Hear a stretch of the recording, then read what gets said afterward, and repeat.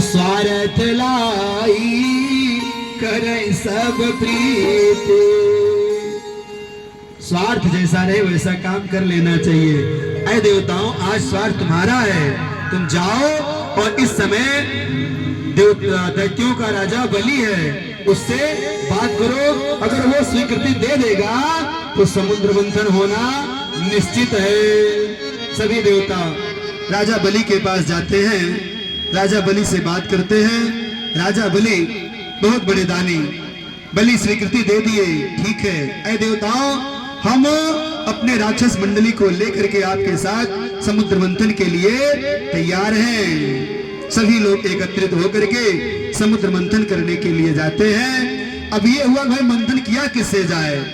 देवदानव मंदराचल पर्वत को लाने के लिए जाने का प्रयास करते हैं, जाते हैं, देखते हैं मंदराचल पर्वत, देवता दानव सारे लोग एकत्रित होकर के जाते हैं, प्रयास करते हैं, लेकिन कोई हिला नहीं पाता है। फिर भगवान विष्णु के पास सारे लोग भागे भागे आते हैं। महाराज, अब पर्वत ही नहीं हिल रहा है तो कैसे समुद्र मंथन होना संभव है? नारायण प्रभु ने कहा, ऐ भक्तों, आप निश्चिंत हो जाइए, वो मेरी जिम्मेदारी है, मैं मंदराचल पर्वत को ला करके समुद्र में रखूंगा। भगवान अपने वाहन पर सवार होकर के जाते हैं और अपने हाथ से उठा करके ला करके उस मंदराचल पर्वत को समुद्र में रख देते हैं। महाराज, रस्सी किसकी बनाए? बांस की, नाग की रस्सी बनाई जाती है। सभी राक्षस और देवता मिलकर के सभी समुद्र मंथन करने का प्रयास करते हैं। मुंह की तरफ कौन रहे? लेकिन देवता अपने कार्य को करने में बड़े कुशल, स्व कार्य कुशला सुराह, ऐसी युक्ति करते हैं कि समस्त राक्षस मुंह की तरफ होते हैं और देवता पूंछ की तरफ होकर के समुद्र मंथन करना शुरू करते हैं। समुद्र मंथन करना प्रारंभ करते हैं। धीरे धीरे मंदराचल पर्वत धंसता जा रहा था। सभी लोग चक्कर में पड़ गए, भैया अगर ऐसे होगा तो समुद्र मंथन कैसे होगा? फिर नारायण की प्रार्थना करने लगे। नारायण प्रभु आते हैं और सबका विघ्न दूर करने हेतु वह कच्छप का अवतार लेते हैं। बोलिए कच्छप भगवान की जय। भगवान कच्छप का अवतार लेकर के 1,00,000 योजन के पृष्ठ, 1,00,000 योजन की दूर में उनकी पीठ ऐसे पृष्ठभूमि पर उस पर्वत को रख करके वह नीचे बैठते हैं। सभी देवता और राक्षस मिलकर के समुद्र मंथन करते हैं। समुद्र मंथन करने से 14 रथ निकले। करे श्री रंभा विषवारुणी और अमीय शंख गजराज और धनुष कल्प तरु वैद्य मणि और काम धेनु सशिवार, काम धेनु सशिवार। सभी रत्न धीरे धीरे निकले और सभी विभाजित हुए। भगवान भोलेनाथ विष का पान करते हैं, आज नीलकंठ के नाम से जाने जाते हैं। साथ ही साथ जब वो अमृत निकला, अमृत कलश लेकर के छीना झपटी होने लगी, राक्षस लेकर भागने लगे। अब राक्षस लेकर के भाग गए, देवता देखते ही रह गए। सभी लोग फिर भगवान नारायण से प्रार्थना करते हैं। भगवान नारायण प्रार्थना स्वीकार करते हुए मोहनी भगवान का रूप धारण करते हैं। बोलिए बोलिए मोहनी भगवान की। मोहनी का रूप धारण करके दानवों के सम्मुख उपस्थित होते हैं। सारे राक्षस मोहन मूर्ति भगवान की देख करके, मोहिनी रूप देख करके सब मोहित हो जाते हैं। हम लोग इस अमृत के पीछे क्यों पड़े हैं? इतना सुंदर नारी है, आइए इस नारी से बात किया जाए। और मोहिनी भगवान से सभी लोग बातें करना प्रारंभ करते हैं। आप तो बहुत सुंदर हैं, कहीं दूर से आई हैं, देवी लगती हैं। आप हमारा यह झगड़ा शांत करवा सकती हैं। आप जैसा कहेंगी हम सभी लोग वैसा ही करेंगे। मोहिनी भगवान विष्णु कहने लगे, भाई इतनी जल्दी आप लोग सिर्फ मेरी सुंदरता देख करके मुझ पर विश्वास करने लगे? मैं कहां से आई हूं, कौन हूं, बिना जाने आप लोग कह रहे हैं कि आप ही हमारे झगड़े हमारे मसले को शांत करवा दीजिए। आपके द्वारा इस अमृत को लेकर के यदि मैं भाग जाऊं, न पिलाऊं, कुछ भी हो सकता है। तो आपको मेरे कुल खानदान के बारे में जानकारी नहीं, और आप कह रहे हैं कि तुम ही मेरे झगड़े मसले को शांत कर सकती हो। आपको भली भांति इस बात पर विचार कर लेना चाहिए। राक्षस सोचने लगे, भाई बात तो बहुत बुद्धिमानी की कर रही है, गलती तो हम लोग कर रहे हैं, मैं ऐसा नहीं करना चाहिए, हमें पहले जानना चाहिए। लेकिन देखने में ऐसा लगती है किसी कुलीन घर की स्त्री है, और जब इतनी अच्छी बातें कर रही है तो इसके संस्कार भी अच्छे होंगे। सारे लोगों ने विश्वास किया, नहीं देवी आप जो भी हैं, आप अमृत कलश लीजिए और हम सभी लोगों को बारी बारी करके पिला दीजिए। बात हो ही रही थी, उधर से देवता भी पीछा करते आ गए। अब मोहिनी भगवान कहने लगे, ऐ असुरों, अब आप ही बताइए हम क्या करें। असुरों से कहते हैं, ऊपर जो पानी वाला थोड़ा सा भाग है, नीचे बहुत गाढ़ा गाढ़ा है अमृत, नीचे पानी वाला भाग, जो ऊपर जो पानी वाला भाग है, आप कहिए तो इन देवताओं को थोड़ा थोड़ा पिला दें, और नीचे जो गाढ़ा वाला अमृत है आप लोगों को पिला देंगे। राक्षस, हाँ हाँ आप सही करें देवी, ऐसा ही करिए। सभी लोग पंक्ति से बैठ जाइए। देवता एक तरफ बैठते हैं, दानव एक तरफ बैठते हैं, और मोहिनी भगवान सबको अमृत का पान करा रही हैं। देवताओं को पनिहा वाला पिला दे, जो पानी ऊपर का है, क्योंकि नीचे तो पूरा जमा हुआ है, गाढ़ा भाग उसे आप लोगों को पिलाएंगे। ऐसे लालच में सारे दानव बैठे हैं, देवता पान कर रहे हैं। सभी देवता उस अमृत का पान करके बलवान हो जाते हैं, और बलवान होने के बाद राक्षस युद्ध करते हैं। राक्षस में एक दानव जान लेता है कि यह छलिया भगवान श्री कृष्ण की ही माया है, और वो देवताओं के लिए ही ऐसा कर रहे हैं। वो आकर के देवताओं की पंक्ति में बैठ जाता है। भगवान विष्णु को इशारा करते हैं सूर्य और चंद्रदेव कि महाराज अनुचित हो रहा है, एक राक्षस भी आके बैठ गया है गोल में। तुरंत भगवान नारायण सुदर्शन चक्र से उसका गला काट देते हैं। वही राहु और केतु बन गया। तुरंत भगदड़ मचती है, मोहिनी भगवान वहां से अंतर ध्यान हो जाते हैं। सभी लोग एक दूसरे से झगड़ा करने लगते हैं, अरे भाई वो सुंदर महिला कहाँ गई जो पिला रही थी। अब सभी लोगों ने निश्चित किया वो कोई और नहीं, सिर्फ विष्णु भगवान थे। वही छलिया है, वही छल करके देवताओं को हित के लिए इस स्त्री का रूप धारण करके हमारे बीच में आए थे। देव और दानवों से बड़ा भारी युद्ध हुआ, देवासुर संग्राम हुआ, जिसमें देवता तो भाई अमृत पी करके बलशाली हो गए थे। देवताओं ने सारे राक्षसों को मार गिराया, सारे राक्षस मारे गए। गुरु शुक्राचार्य आते हैं, मृत संजीवनी की विद्या उनको ज्ञात थी। गुरु शुक्राचार्य मृत संजीवनी विद्या का प्रयोग करके सारे राक्षसों को पुनः जीवित कर देते हैं। अब राक्षस कहते हैं, गुरुदेव ये जीवन आपका, आपके ही चरणों में मेरा जीवन समर्पित है। राजा बलि कहते हैं, महाराज अब आप जैसा कहेंगे हम वैसा ही करेंगे। गुरु शुक्राचार्य कहने लगे, ठीक है, यदि आप मेरे द्वारा कही गई बातों को मानेंगे तो मैं पुनः आपको इंद्र का इंद्रासन दिला दूंगा, और समस्त तीनों लोगों पर आप लोगों का ही राज्य होगा। राजा बलि बोले, ठीक है महाराज। राजा बलि कहते हैं, ठीक है। शुक्राचार्य कहते हैं, ऐसा तभी संभव है जो व्यक्ति 100 यज्ञ पूरा कर लेता है, वही इंद्र के इंद्रासन पर विराजमान हो सकता है। अच्छा महाराज, शुक्राचार्य जी कहने लगे कि सारे देवताओं का काट तो मेरे पास है, लेकिन भगवान विष्णु का काट मेरे पास नहीं है। महाराज उनके लिए क्या करना होगा? वो ब्राह्मणों को बहुत प्यार करते हैं, बड़ा सम्मान करते हैं। यदि आप भी ब्राह्मणों का सम्मान करिए, ब्राह्मणों का मान करिए, दान दक्षिणा दे करके उनको संतुष्ट रखिए, तो भगवान आपका कुछ नहीं करेंगे, आपका बिगाड़ेंगे नहीं कुछ। नारायण, अच्छा महाराज। राजा बलि समस्त ब्राह्मणों को लगा दान दक्षिणा देने, सबकी सेवा करने, जहां मिलते पैरों में लौट जाता महाराज, बस अपना आशीर्वाद आप दीजिए। ब्राह्मण देखने लगे, बहुत प्रसन्न हुए, अरे वाह राजा बलि, तू तो बहुत ही दानशील, बड़ा धर्मात्मा है। हम ब्राह्मण बहुत प्रसन्न हैं, कहो क्या चाहते हो, कोई वरदान मांगो। कुछ नहीं महाराज, बस आप ब्राह्मणों का आशीर्वाद हम पर बना रहे, हमारे परिवार पर बना रहे, मुझे और कुछ नहीं चाहिए।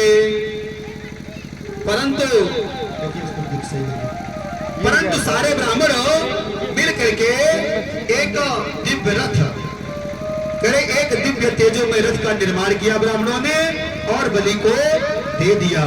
तेजोमय रथ पर बलि बैठकर स्वर्ग धाम पर धावा बोल दिया। देवता डरकर भाग गए। फिर तब शुक्राचार्य ने बलि से कहा, इंद्र की गद्दी पर बैठने के लिए इतना ही पर्याप्त नहीं है, इसके लिए आपको 100 यज्ञ करना पड़ेगा। राजा बलि गुरु शुक्राचार्य के कहने पर यज्ञ प्रारंभ करते हैं और यज्ञ चलने लगा, एक के बाद एक यज्ञ होने लगा। देवता बेचारे दर दर की ठोकरें खा रहे हैं और दानव फिर बलशाली हो गए। कह रहे हैं देव माता अदिति बेचारी दुखी है, क्योंकि उनके बच्चे, उनके पुत्र देवता लोग दुखी हैं, तो जिनके बेटे, जिनके पुत्र दुखी हैं, उनकी मां कैसे सुखमय रह सकती है। देव माता अदिति आज बहुत दुखी है। करिए मैया कहती हैं कि देवता लोग दर दर की ठोकरें खा रहे हैं, ऐ स्वामी कुछ ऐसा उपाय करिए अपने पति देव से। महर्षि कश्यप से कहती हैं। महर्षि कश्यप ने कहा, देवी इस समस्या का उपाय एक ही है कि आपको एक पयो व्रत रखना होगा। यह व्रत कैसा है? करे फाल्गुन मासस्य मले पक्षे द्वादशाः पयो व्रत। यह व्रत फाल्गुन महीने के शुक्ल पक्ष में 12 दिन तक दुग्धाहार करके किया जाता है, पयो व्रत के नाम से जाना जाता है। ए स्वामी मैं करूंगी इस व्रत का, 12 दिन मैं दुग्धाहार करके ही व्रत रखूंगी। मैया अदिति व्रत रखे और व्रत के प्रभाव से नारायण प्रसन्न हुए और अदिति मैया के गर्भ में पधारे। कालांतर में भाद्रपद शुक्ल पक्ष की द्वादशी के दिन मध्याह्न के समय 12 बजे अदिति मैया के गर्भ से वामन भगवान का प्राकट्य हुआ। बोलिए वामन भगवान की जय, बोलिए नारायण भगवान की। वामन भगवान को देखकर सभी लोग बहुत प्रसन्न हुए। वामन भगवान का देखते ही देखते 52 अंगुल के हो गए, पूरा अपना रूप धारण कर लिया। वामन भगवान का यज्ञोपवीत संस्कार हुआ। बृहस्पति देव ने मंत्र फूंक करके यज्ञोपवीत धारण करवा दिया। यज्ञोपवीत परम पवित्र प्रजापतेर्य सहजं पुरस्तात् आयुष्यमाग्रह प्रथमञ्च शुभ्रं यज्ञोपवीत बैलमस्तु तेजा। यज्ञोपवीत बैलमस्तु तेजा। यज्ञोपवीत संस्कार हुआ। अब सभी लोग वामन भगवान को भिक्षा देने लगे। भिक्षा में सभी देवताओं ने बहुत सारी सामग्रियों को दिया। सब कुछ ला करके वामन भगवान अपने गुरुदेव भगवान को समर्पित कर दिए।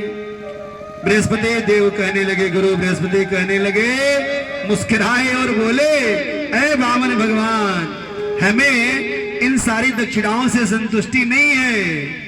महाराज आदेश करिए, आपको क्या चाहिए? मुझे तो तीनों लोक चाहिए। तो महाराज तीनों लोक मैं कैसे आपको दे सकता हूँ? मेरे पास तो तीनों लोक है नहीं। इस समय तो तीनों लोकों पर राजा बलि का ही शासन है।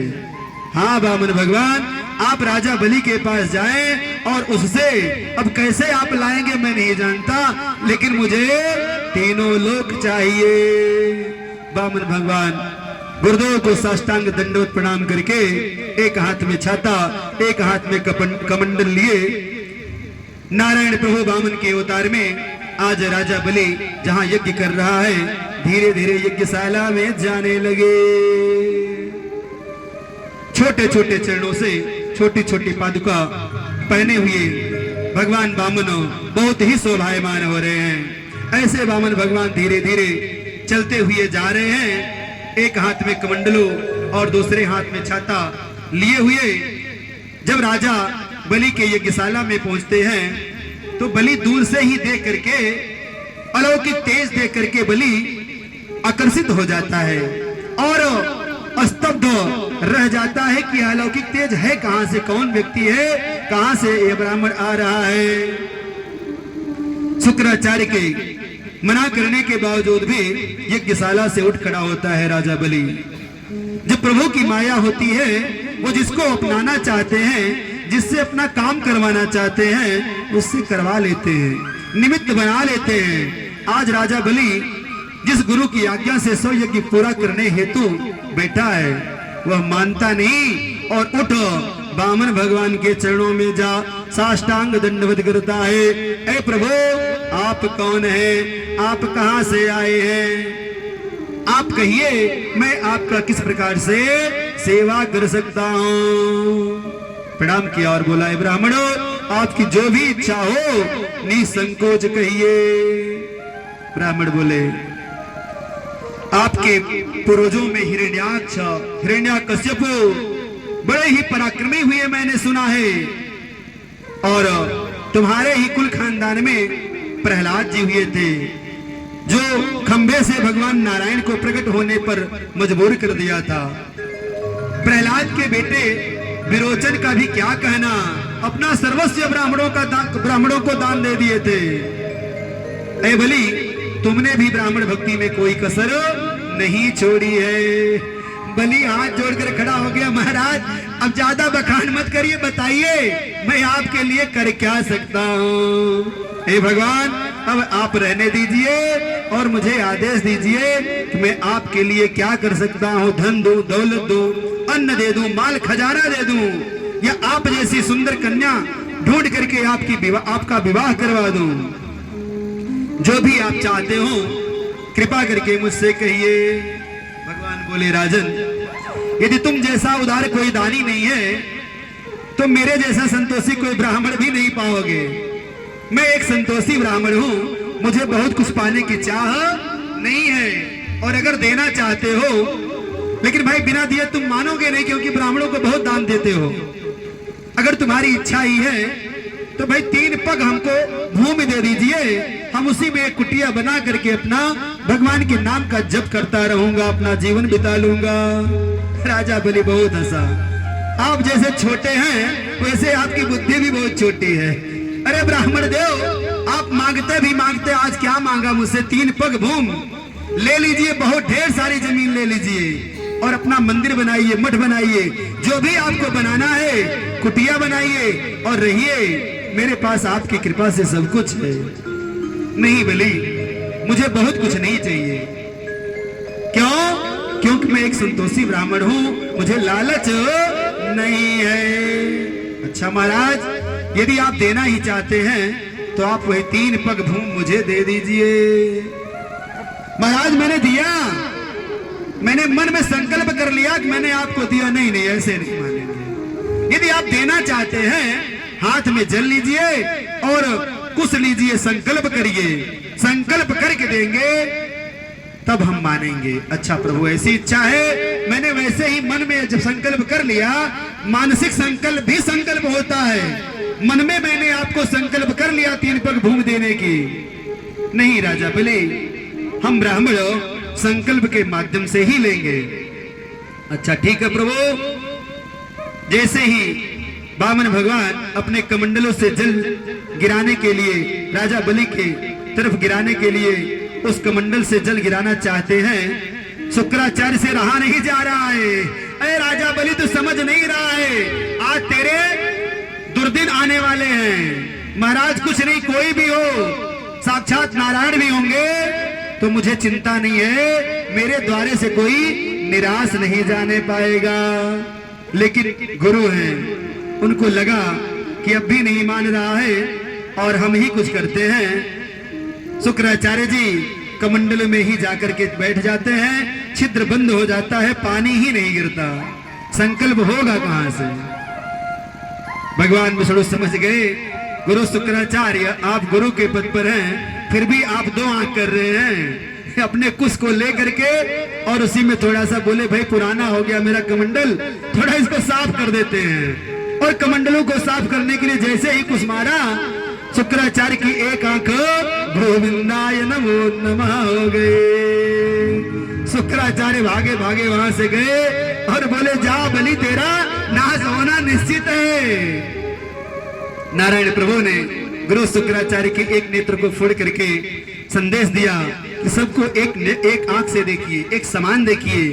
क्यों? आप गुरु के पद पर हैं। यदि आप इस प्रकार से पंक्ति भेद जाति भेद करेंगे तो फिर दुनिया कैसे चलेगी? संकल्प हुआ, 3 पग भूमि राजा बलि ने दान कर दिया।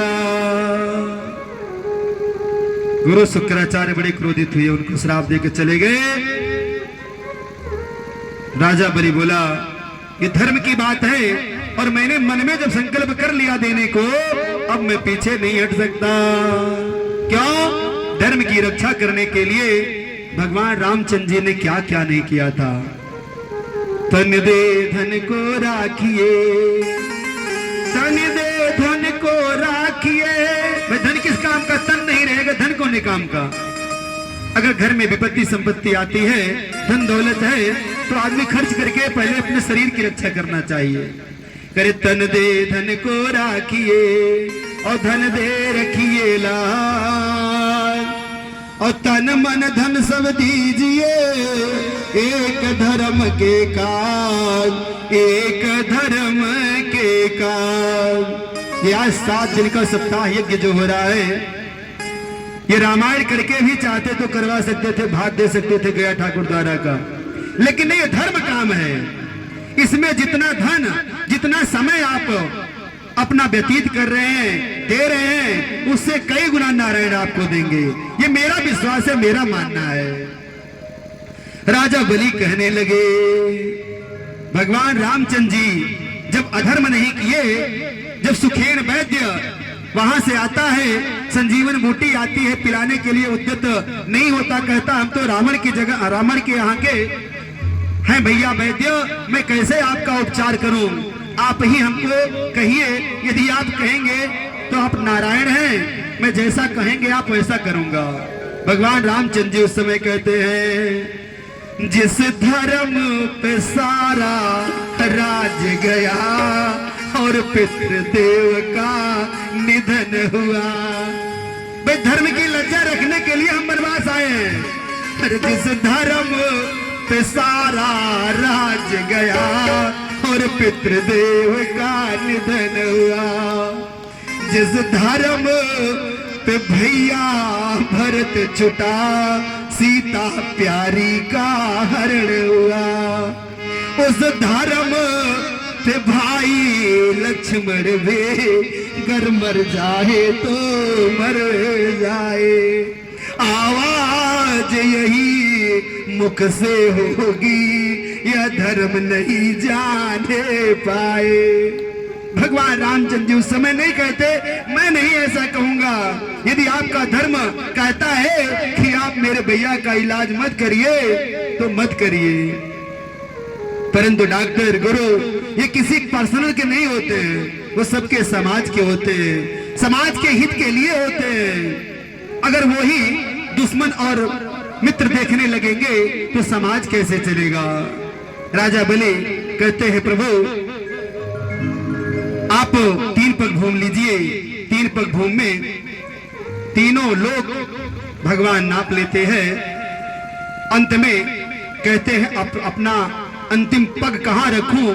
बलि तुम्हारा तो सब कुछ मैं नाप लिया 2 ही पग में, तीसरा पग कहाँ रखूं? बलि कहते महाराज अभी भाई दान देने वाला सबसे श्रेष्ठ होता है, दान दी गई वस्तु नहीं श्रेष्ठ होती है। अभी तो आपने लोक ही नापा है, अभी दान देने वाला दान ही खड़ा है। प्रभु आप तीसरा पग मेरे सर पर रख दीजिए।